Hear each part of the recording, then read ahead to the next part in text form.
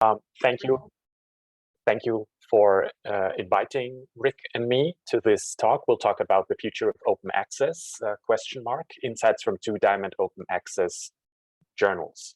And what we've prepared for you is kind of like 5 sections. The first one being that we'll briefly touch upon 5 big challenges in publishing. I don't want to rehash too much what has been said already, but it's kind of setting the tone for what we'll be talking about. Then I'll provide some case examples of problematic for-profit practices. And then as a contrast, Rick and I will present experiences from the 2 journals we're editing, with his being meta-psychology and mine being personality science. For point 4, Rick is going to take over, so he's going to present then his experiences, and then he'll also present what we thought is an interesting question, and it is our community-run Diamond open access journals a solution to the 5 big problems we present in the beginning. So what are these 5 problems or challenges? One of them is the access to read, so who can read a paper that is published, then the access to publishing, who in the first place gets to publish in a given outlet. Then another challenge is the profit, or might I say revenue. You have to have some form of money to do something. We've just seen with Björn, there are some costs associated with publishing and to keep everything running. So that is a concern we would have to look at when we're talking about publishing platforms. Another one is transparency, which has different components. One of them is, of course, the transparency of the things that are published in a given outlet, but the other one is the transparency of the workflow and the processes that lead to publishing. And then for each outlet, another important concern is their reputation. So if you have a good reputation, people are going to be willing and interested to submit to your journal. And if you don't have that, it will be difficult. So reputation management is also going to be important for journals and also to a certain extent for publishers. So these challenges do affect a lot of different people and groups. So they affect the readers and consumers of research. They affect the authors, the reviewers, editors, and actually entire academic communities. When you think about reputation of certain journals, because journals they're not synonymous, but they're important to a field.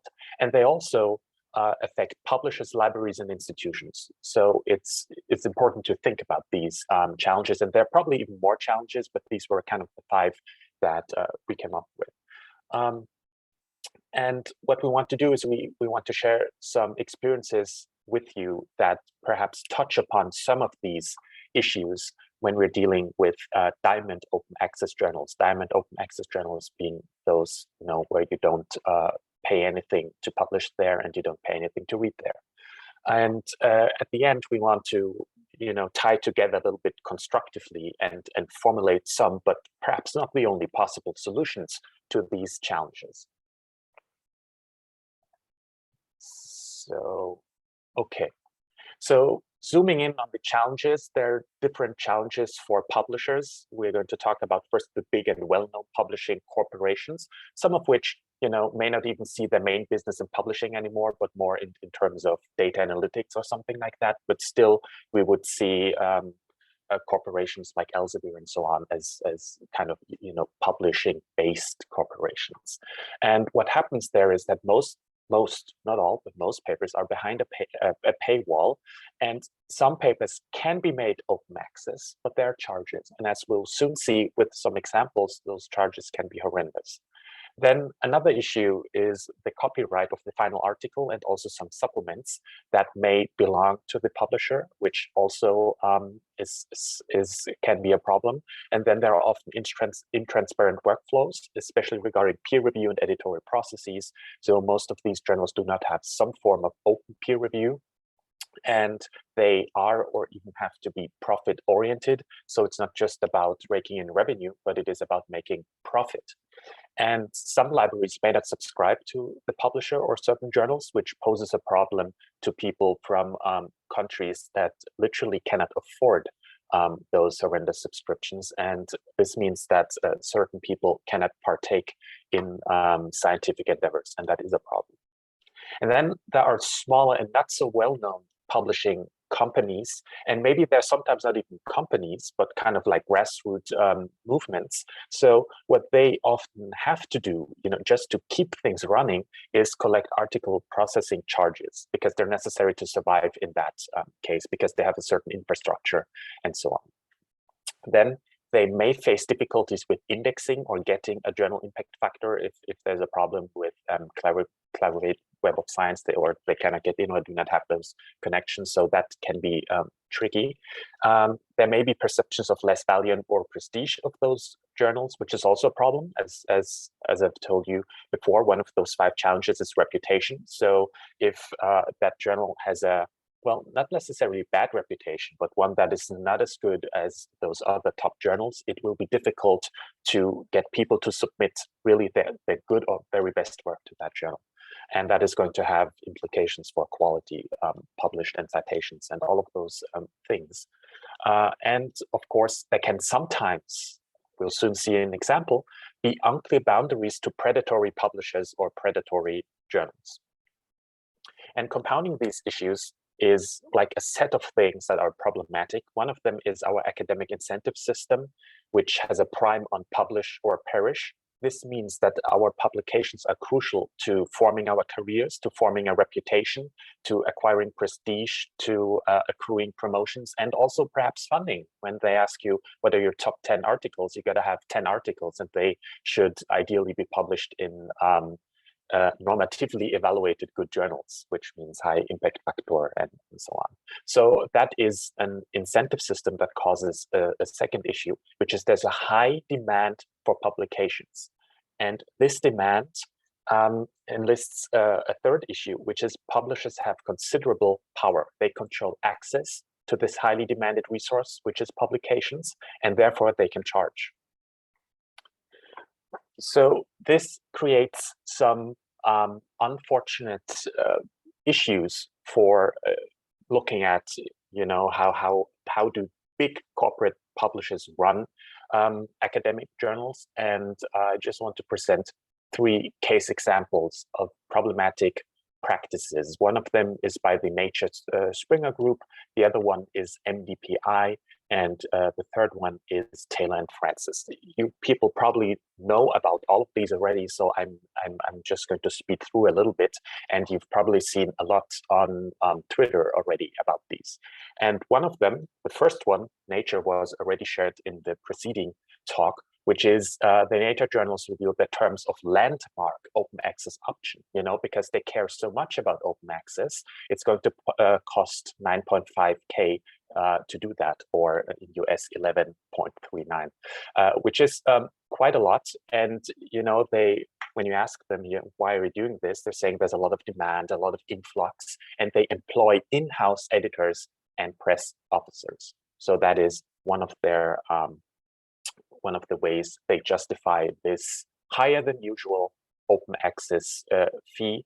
If you look at different publishers, different journals, probably on average it's around 2.5K euros, with a wide variability. Anything as low as 200 as an APC up till 9,500 is possible, but on average it's probably around 2.5, I think. But there's even more to Nature because they're profit oriented and because they have people thinking about money there, which is the guided OA pilot. Authors submit manuscripts, and if they pass a suitability screen, they pay a non-refundable fee of 2.19K to cover an editorial assessment and the peer review process. So this is also an interesting way to generate even more money, because it's non-refundable, and you're interested in publishing in Nature because that is obviously going to help your reputation and prestige. So they can and they do charge you for that. Then we have MDPI, which doesn't have the prestige that the Nature Springer Group has, but it does have some journals, and these are the positive aspects, that are relatively well respected and are indexed in Web of Science and have a high journal impact factor. It is open access. They do have mostly professional workflows, and people report good experiences. There are several high quality papers in there that are also highly cited. Of course, this doesn't mean that everything is good, but there are some. And they impose fast turnaround times. So from submission to first decision, they say it's on average around 20 days. And from submission to acceptance, on average around 35 days. And there are many guest editors, which can enhance diversity and inclusion of people coming into these positions, because that can be an important resource for them, for training, for their CVs, and so on, and for just having different minds and perspective in the editing process. But there are also predatory characteristics of this publishing platform or publisher, which is aggressive email spamming. Maybe some of you have already gotten emails to publish in some Wood journal or census journal or anything that is not related to what you're actually doing. I've certainly gotten those, and I've certainly gotten a lot of invitations to edit something there, and sometimes it's quite flattering, but often I don't think I'm the person who they should have asked. So this is an aggressive email spamming strategy where they just send out emails to whomever. And what is also interesting is that they have a lot of special issues. So they're really milking those special issues. So they have journals that have a high reputation, and especially for those, they try to get in those special issues, and that's milking the reputation of those journals. You can see this here on the right with those red dots and how they've increased. So in 2013, there were 388 special issues, which probably is reasonable if you have 70 plus journals. And in 2021, last year, it was almost 40,000 special issues. And those are special issues, right, with several papers in them. Now, can you imagine this kind of revenue that is coming in there, and the amount of information that is published? And coupled with the imposition of fast turnaround times, which I just characterized as something positive, is a double-edged sword, because you also have to think about quality if things have to be so fast, and if you have so many articles being judged in peer review. And I've also said many guest editors is a positive thing, for diversity and inclusion, but also it's again a double-edged sword if you just invite whomever and they think, oh yeah, I've never done anything with this particular topic yet, but let me just edit this journal or this special topic. That is going to be a problem, because they may not be properly trained to actually edit or to have content expertise in what they're editing. So that can hamper quality. So questions arise here about the sustainability of the system. At some point, the reputation of a journal may be milked dry if there are too many duds in there, if you don't have those high quality gems standing out. So the quality of papers is going to be important. Then how are they going to maintain quality of papers with this aggressive strategy? And what's going to happen to the reputation of journals? So this is like an interesting case, because MDPI has positive aspects and negative ones. And then recently we have this interesting piece here from Taylor and Francis that they had a genius thought. Why don't we expedite peer review and charge people for the expedited peer review? So if you don't pay anything, it's going to take 16 or more weeks for you to get published if you're as lucky. And if you say, well, I have a cool 3.9 thousand extra, let's make this 7 to 9 weeks. And if you say, well, I don't want to pay the 9K for Nature, but I'm gonna pay 7K, then you can be published after 3 to 5 weeks if it's positive. And look at this nice incentive here: no payment till publication. That's so friendly. So I mean, this is also a big problem here, that now we're paying for things that are actually essential to a journal. I do understand Taylor and Francis when they say that they're paying reviewers. That's a good thing to think about, paying reviewers for their work, but they're not paying them 7K or 3.5K or 3K if they have 3 reviewers. I don't think that's going to happen. So this is also a problem. Now, I've shown you some problems, but I also want to alert to some issues these publishers, and also the small ones, have to operate in. And I dare say to call them all, laws. So all resources are finite, and resources can be time, personnel, energy, money, and everything costs something, and somebody always pays. These things hold especially for publishing, but for many other things. Now, if we subscribe to this, there's also a but. you can shift around resources, you can shift around costs, and you can shift around payments to a certain degree.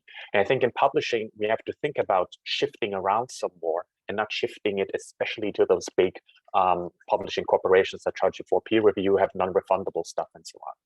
And I think when we think about shifting around, this creates an opportunity for us, and I would even say necessity, to distribute resources fairly, to try to be as economical as possible with these resources, time, personnel, energy, money, and so on.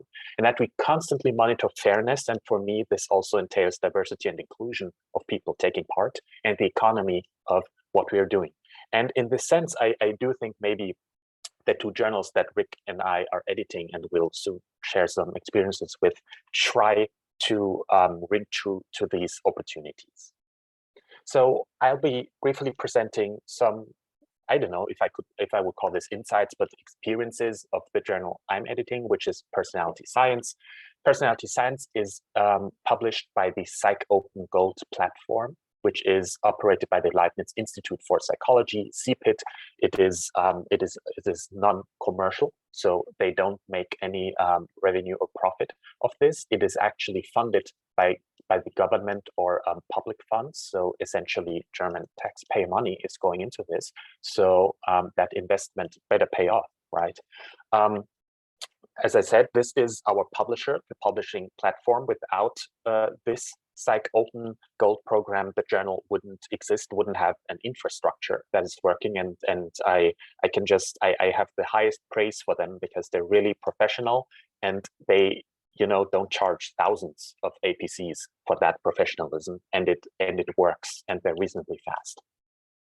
They have currently 11 plus journals, so I would say this is a small publishing operations. And I should also say that the Leibniz Institute doesn't just publish, they have all sorts of platforms for pre-registration, for data flows, for archives, and so on. So they're much more, but their platform for publishing is Psych-Open. And there are more to come soon. They often have calls for new journals, or when you migrate an existing one. Personality Science is a new journal, it's not a migrated one. But they do have migrated journals. So one of them said they were at a big publisher and they said they cannot go on with this, and they went to them, which I think was a good move for them. The nice thing about Psych Open Gold is they have common standards and policies that each journal needs to adhere to, but each journal also has some additional policies that are usually even stricter than the usual standards and policies. And each journal adheres to Tier P guidelines, usually Tier 2 or 3. Now, Personality Science in particular is owned by a learned society, the European Association of Personality Psychology. They own the journal, and it is published by CPIT, Psych Open Gold. It's Diamond Open Access, neither authors nor readers pay, and articles and supplements are published on the CC BY 4.0 license. This means authors retain their ownership of their work, of everything they have there, which is, I think, a good thing for authors. Then the supplements are submitted once an article is accepted to the journal staff at CPIT, and they then deposit it into the open secure Psych Archives repository. So they do that for the authors, and each of those supplements is linked in the paper, will be permanently available, receives its own DOI, is enriched with metadata to make it at some point possible, to search it, and have passed quality control standards because they need to be fair, findable, accessible, interoperable, reusable. And we also ask journal editors and reviewers to look at supplements and to review them. So it's not just that you can say, oh, I've dumped everything here in this repository and then it's finished. We also try to have some quality control here and treat supplements as, like a full mini publication to the publication. We do try our best to promote open, transparent, reproducible, and rigorous research. We have clear journal guidelines to that effect. Upon submissions, authors need to fill out an extensive, and I might even say painstaking, article information form. It is quite long, but it gives us the information as editors we need to know to what extent open, transparent, reproducible, and rigorous research might have been submitted here. And we're actually working on refining that a little bit. The editors first check to what extent TOP guidelines are adhered to, and we also have reviewers asked to consider open science practices and supplements. So this is also something where we try to have quality control at different points. We also offer registered reports. Stage 1 proposals can be submitted at any time, and they get in principle acceptances after a peer review session. And what we're doing soon is, and I'm very excited about that, we're partnering with another, how should I say this, service from CPIT, which is the so-called lab track. And what would happen here is that authors would submit a stage 1 proposal, and this proposal would be peer reviewed. And if the authors wish, CPIT would check if they have, the lab facilities or online panels and so on to conduct that study for them that they propose. And it would be cost-free. It doesn't cost the authors anything. And the data would be collected by CPIT for such registered reports, with like the motto, you submit and we collect. Obviously, this cannot happen with all submissions, and we'll have to see how many people are interested in that. And CPIT has, resources are finite. So, but I think at least 4 or 5 papers a year can probably go through this lab track. If the research can be feasibly done with them, you can check out that link also. And I think that is an interesting thing, because that way the data gathering process is somewhere else. And of course, it also necessitates that you have good materials ready for them to implement. And what we also want with our stage 1 proposals is that you submit code, which is also peer reviewed, by the way. So everything actually is done. You just need the data, and then you run it, and then it gets published. So I think this is actually a nice thing. And it also, helps inclusion and diversity for researchers who cannot afford to run certain studies, but CPIT can through its funding it gets. Now, the consequences of having no article processing charges and also no subscriptions are these for our journal.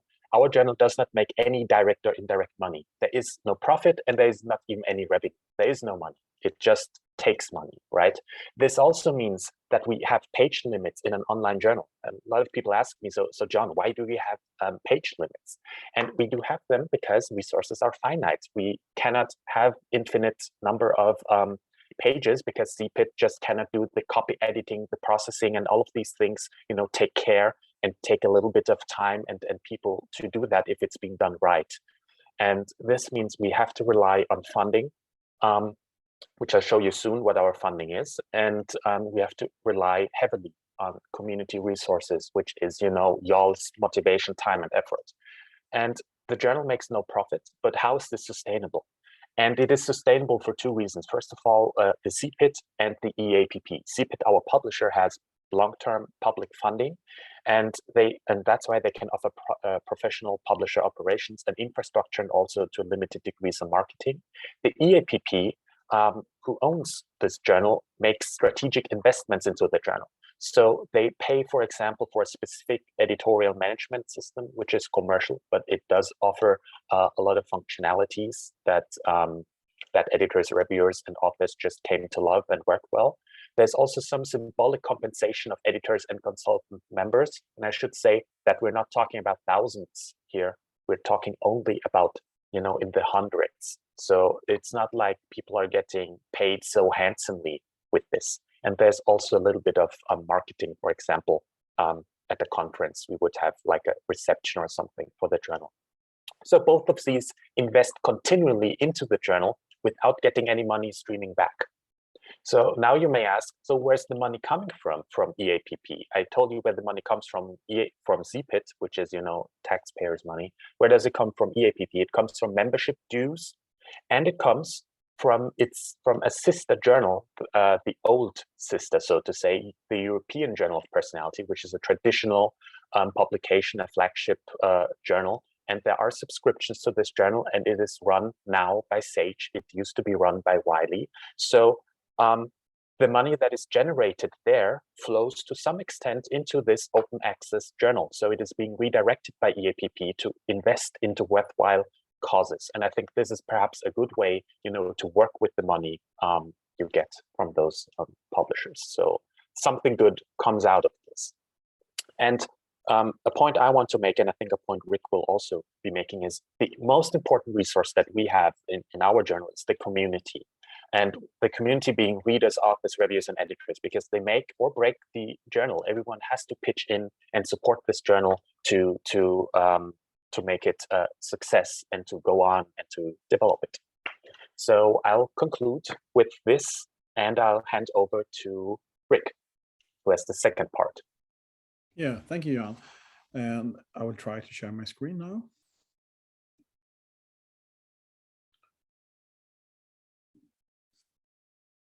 Let's see how this looks. You can see the presentation, right? Great. Trying to switch over to Google presentations, actually. See if I can understand how this worked. It was so nice the last time. Okay, so I'm editor-in-chief of a journal called Meta Psychology, and also Felix, who presented earlier, is part of that journal. And a lot of things are going to be quite similar to the personality science journal there. But so I will try to focus more on the things we're doing a little bit different. But the basic at its core, it's going to be very similar. You know, they're both Diamond open access journals. But Meta Psychology, basically, we publish everything meta in psychology in a wide sense, kind of meta science or meta-analysis or commentaries and so on. So that's just our topic. It's not that much important for this talk. It's a Diamond open access journal that we publish through LNU Open, which is basically the publisher of our university library. And in Sweden, the libraries, university libraries, they act as publisher, and they publish, for example, traditional all the PhD theses and so on. And they also have their own repositories and so on, and conference proceedings and so on. So they need to have this infrastructure present. And this means that going back quite a few years, I think 25 years or so, to an increasing amount, it's possible for us researchers to start journals.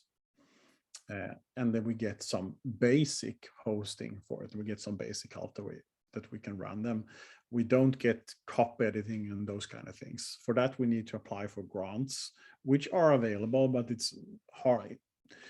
There are not that many journals that are funded by these grants. And this is something I'm looking to expand, because they have decided on a national level, at least, that this type of community-run journals that are hosted locally in Sweden should be a viable alternative to commercial journals. And actually, there's in a national report, a state report, there's this interesting phrasing where they say something like that: it is important to ensure that these type of community-run journals have the same opportunities to compete equally with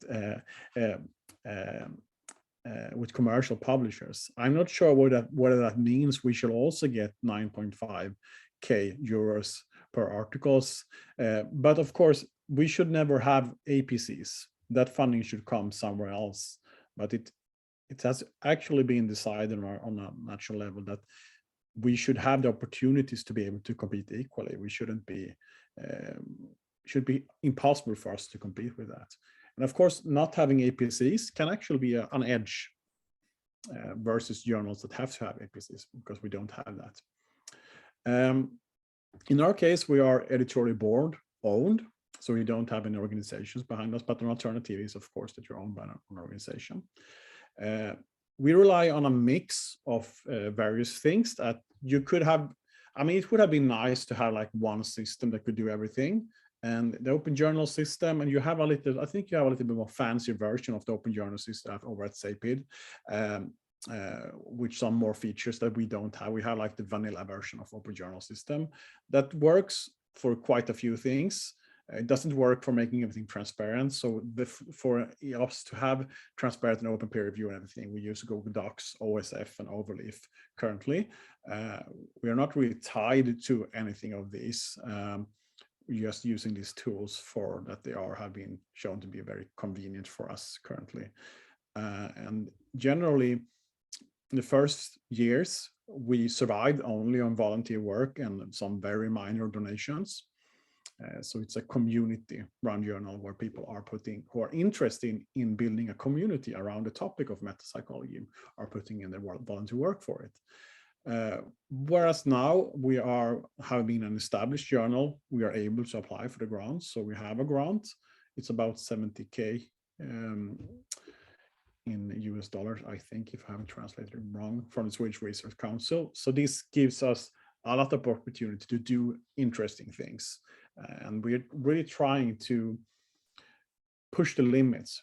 Our main goal is not just about the topic of meta-psychology and meta-science, but actually to be an avant-garde experiment in publishing.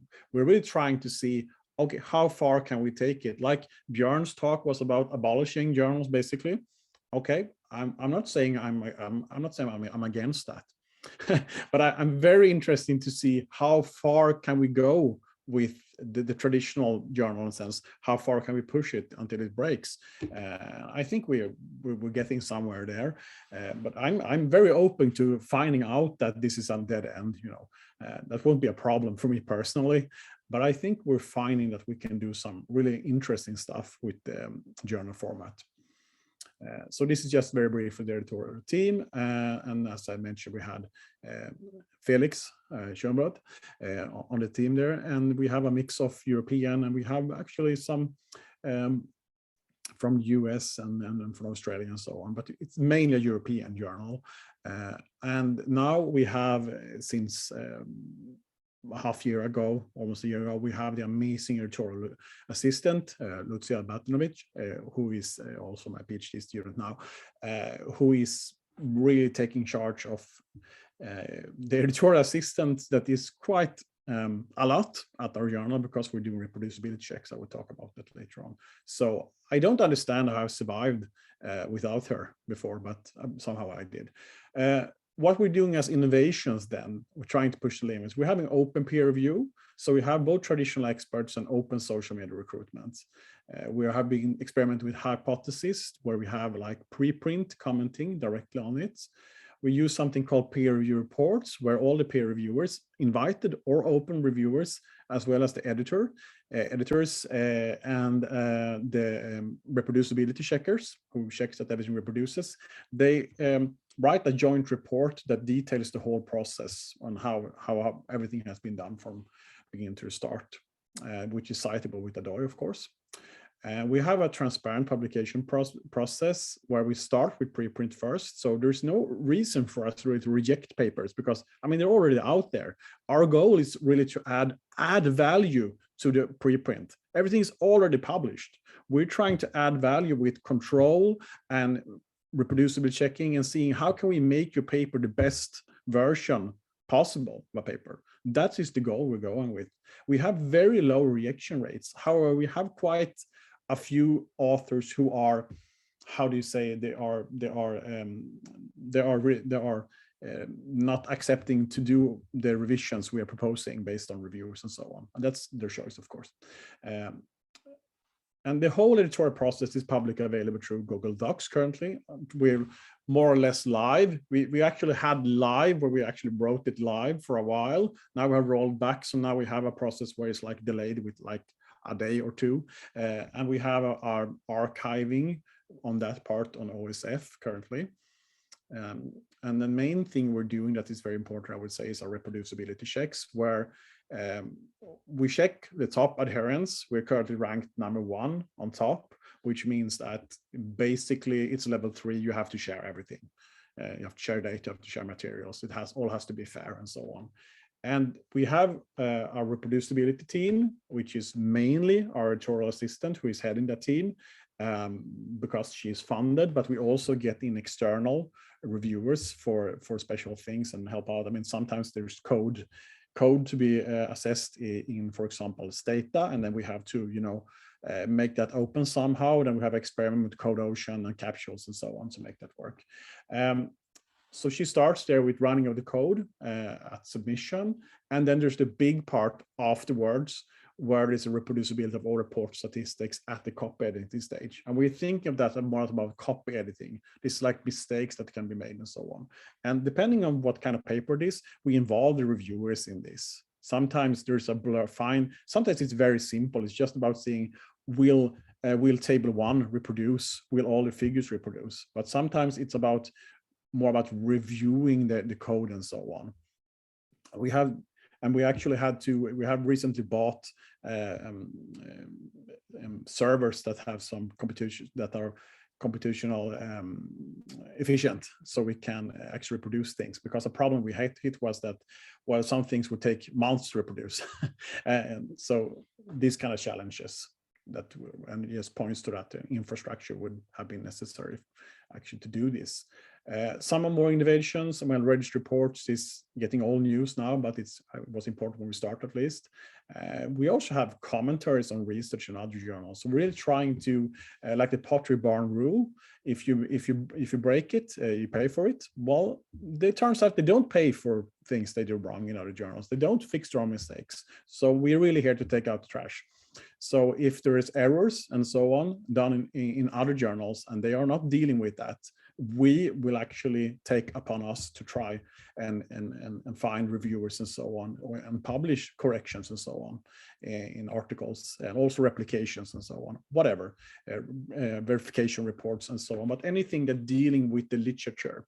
And we do that, of course, for articles we have published, but in any journal that is related to our topic, basically. Which is not very popular among all the editors of these original journals and so on. And we try to communicate with the journal editor there, and we try to communicate with the original authors and so on. And we have something called file draw reports, which is more like, sometimes there's like you can hand, sometimes the police will have this drive where you can hand in your illegal firearms. It's kind of like that, where here you can empty your file drawer, you can hand in all your failed studies and so on. And there's two rules for this. It is that you have to promise that you are writing up everything you have done on a topic, and you have to write it sincerely and how it was done, and explain, try to learn from our mistakes and so on. But basically, you can just you can submit a paper with 10 failed experiments where they are all failed because something gone wrong and so on. Or it could be 10 perfectly valid studies that are null results other journals won't accept and so on. I think this is an interesting way for, some labs, they might have, it's costly to write up these studies, of course, but we're giving some incentives to write up these studies. And I think that, for example, some labs, they might find that, well, they could have trainees or grad students could work with writing up this and learning from these so-called traditional failed studies. And I think they are really important for them to get into literature. It will help meta-analysis. And even if there are like actually failed studies, it's interesting to learn about that. I think we have a huge problem in literature in that we're only publishing what works in somehow. We're giving like a rosy picture of just significant results and just everything was as predicted and so on. And we really need to also publish and learn from our mistakes. So that's where file draw reports are an important contribution, I think. And we have forwarding reviews. Of course, everything is open with what we do. So you can just, if at any time, you can just say goodbye, metapsychology, we don't want to continue with you because you're slow or you have unreasonable demands or whatever. And you just take the reviews because they have shared with the DOI and so on, and go to another journal. That's fine. We're just trying to provide the value of reviews and so on. But it also works the other ways, provided you can solve the copyright problems. So we are allowed to share the reviews, and quite a few journals will cooperate on this actually. You can just submit your reviews, maybe you were rejected at the journal, and publish with us if we don't have the same rules. A good example, recently, a good replication studies was rejected from psychological science. The reviews were good, and the editor wrote a nice letter and so on. And they just said that this is a bit too much niche for us. We are not publishing, this is not an important enough study to replicate, despite it had been published before in psychological science. And this was very easy because I just got all the reviews, I read through them, and I said, of course you can publish here. We just need to solve the computational reproducibility and see that you've shared data and everything. And these like forward reviews and so on, it's making things much more simpler. Of course, our wish list, what we want is for this just to be connected to the current preprint system or the system you're proposing, Björn. Then, so, I mean, an article that is published or preprinted, whatever, should have the reviews and everything, comment, everything connected to like metadata. It shouldn't be someone else's. We shouldn't have to go through and ask permission from the journals for this. So this is something for the future, but I think it's important. So what I've learned from 3 years, I mean, there are more years now. I'm not sure why I'm saying 3. Time is passing. Well, zero funding for a new journal is hard, but it's possible for a small journal, at least a startup. But you have to, I think, start it from the idea that you will try and get some funding for the future. But you can start there. If you just have a community, you can make it work. Journal systems are currently not made for transparency. Like we would like to have integration with OSF for preprint servers or these kind of things, this infrastructure, we need to have that. And I'm so psyched about seeing that we have these new EU grants coming up that might actually deal with building this kind of infrastructure. And I think like I listened to Björn's talk there, and I think that we agree on quite many things, but I think our difference is that I can see that journals, community-run journals, can provide additional value in terms of somebody should do the quality checking. I think peer review, if used correctly, can be very useful, but we absolutely need to have this kind of better infrastructure for it to work more smoothly. So we don't build things into the journals. Journals should provide extra additional service to the authors through the community. That's the purpose of journals in my mind. But they shouldn't be the one who are doing the basic publishing. Basically, what I'm saying is that journals they're not publishers. They shouldn't be doing publish. They should be working with the quality control and so on. And also finding that getting peer reviews and community more involved requires trade-offs. For example, we have skin in the game because you have signed reviews and so on. But of course, that removes blinding. And with more involved community, increases the risk of conflict of interest and so on with a small field. And these are real risks, and we have to deal with these kind of trade-offs without being naive that there's no problem. But much like resources are finite, there's always going to be some trade-offs for making things open and transparent. So some more insights. Some have said that we can just rely on spontaneous peer review. I would say no. It works for very interesting papers, and then lots of people will review it and comment on it. But most paper, the basic, and we talk about Felix talking about the basic quality control, won't happen because nobody cares about doing that grunt basic quality control work. We need to have something established to actually make sure that we establish this baseline of things. So invite the peer review and reproducible check and so on is absolutely required. Good workflows are extremely important. We have changed this so many times now. We really experiment with how to work things. I mean, it's hard running a journal. Everybody should know it, but it's doable for an interested community. Reproducible checks are hard. This is the hardest part we're working with. And I would say that I'm saying everyone makes mistakes. And when I say everyone makes mistakes, I'm saying everyone makes mistakes. Not everyone makes mistakes in all their papers. But it's like a multi-level problem here, where I would say that I don't believe there are authors who will ever submit things to our journal that will be spotless. It's like there are going to be papers without any mistakes in, but everybody can make a mistake. So everybody needs this extra help of spotting the errors, I would say. And forwarding reviews is challenging, but so worthwhile. It's such a waste of time to have reviewers review a piece of paper, and those reviews are hidden. That is really, we should put that. I really think that for the future, at some point, we have to consider the fact that if you have gotten reviews on your paper, currently you can't share them, but at some point, not sharing that critique you've gotten and ignoring it should be a scientific misconduct. In some sense, I mean, we really have to flip that thought there. I mean, now someone has commented on your paper that is now in the public domain. It should be in public domain. We can't have experts commenting on papers and that being not just locked away. It's bizarre. So to end on this joint slide here, where we have both the green and the yellow, I'm saying that community-based diamond open access journals are perhaps one solution to the 5 challenges in publishing. They are free to read, they're free to publish. We don't deal with profit. Instead, it's funded by the research community instead of for profit. And I say the research community because that is really what is funding the most. Even if you have grants and so on, the biggest parts of a journal, and this is also true for commercial publishing, has never been about the APCs, has never been about the official funding, it's never been about the hosting. It's the editorial work, it's the reviewing work, and now we're adding on top of it is the computational reproducibility work. All that work that has always been community funded. That is the big part of it. And since the community is already having most of the costs, the community should really work towards not paying extra for something that is a tiny sliver of our research. And transparency, I mean, we can solve that. We can make it as transparent as the community wants, and we don't have the technology for it. We have some hacks how to do it, but it works. It could be smoother, sure, but it's doable.